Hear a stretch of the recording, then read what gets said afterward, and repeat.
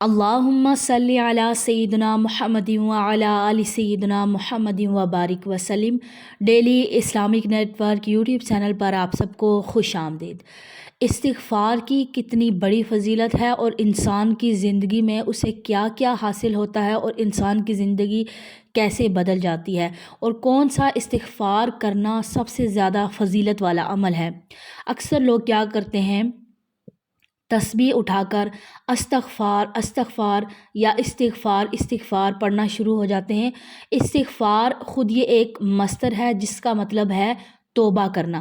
اب جو بندہ تسبیح پکڑ کے وہ توبہ کر نہیں رہا بلکہ اس کا معنی بتا رہا ہے توبہ کرنا توبہ کرنا توبہ کرنا، لیکن خود توبہ کر نہیں رہا، اللہ سے معافی مانگ نہیں رہا، تو اس کا جو استغفار پراپر کیسے کریں گے؟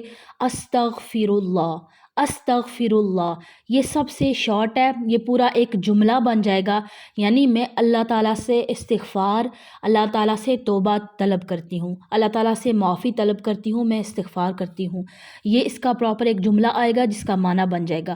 لیکن استغفار صرف یہ ایک مصدر ہے، اس کا پراپر کوئی یعنی پورا آپ کا وہ معافی آپ کو اس سے نہیں ملے گی۔ استغفر اللہ سب سے چھوٹا جو استغفار ہے وہ یہ والا ہے۔ اس کے بعد آپ اس کو جتنا زیادہ بڑھاتے جائیں گے آپ کو ثواب ملے گا۔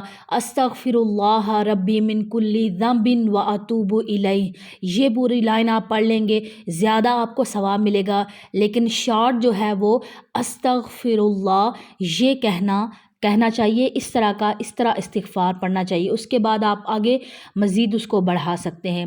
تو استغفار کرنے والے کو کیا حاصل ہوتا ہے؟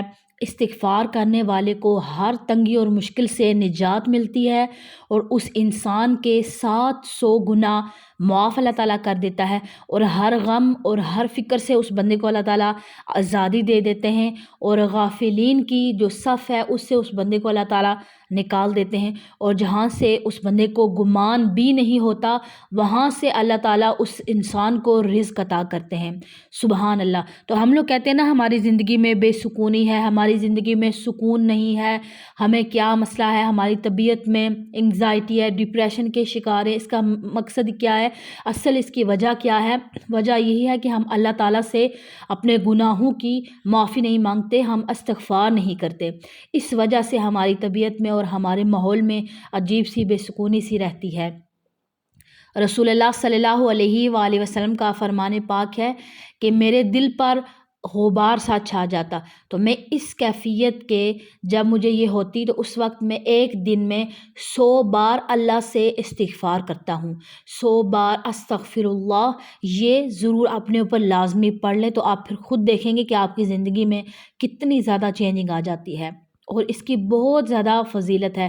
ایک اور روایت میں ہے، حضرت سیدنا عبداللہ بن عباس رضی اللہ تعالیٰ عنہما ان سے روایت ہے کہ حضور صلی اللہ علیہ وآلہ وسلم کا فرمان پاک ہے، جس نے استغفار کو اپنے اوپر لازم کر لیا، اللہ پاک اس کی ہر پریشانی دور فرمائے گا اور ہر تنگی سے اسے راحت عطا فرمائے گا، اور اسے ایسی جگہ سے رزق عطا فرمائے گا جہاں سے اسے گمان بھی نہیں ہوگا۔ سبحان اللہ۔ مجھے امید ہے کہ آج کی ویڈیو آپ کو سمجھ میں آ گئی ہوگی۔ استغفر اللہ روزانہ اپنی زندگی میں 100 مرتبہ روزانہ پڑھیں، آپ کچھ دنوں بعد دیکھیں گے کہ آپ کی زندگی کتنی بدل گئی ہے۔ مجھے امید ہے کہ آپ کو ویڈیو اچھی لگی ہوگی۔ ویڈیو اچھی لگے لائک اور شیئر کرنا مت بھولیے گا۔ اگر نیو ہیں تو چینل کو سبسکرائب کر لیں اور بیل آئیکن کو پریس کر دیں تاکہ ڈیلی نوٹیفیکیشن آپ کو بآسانی مل سکے۔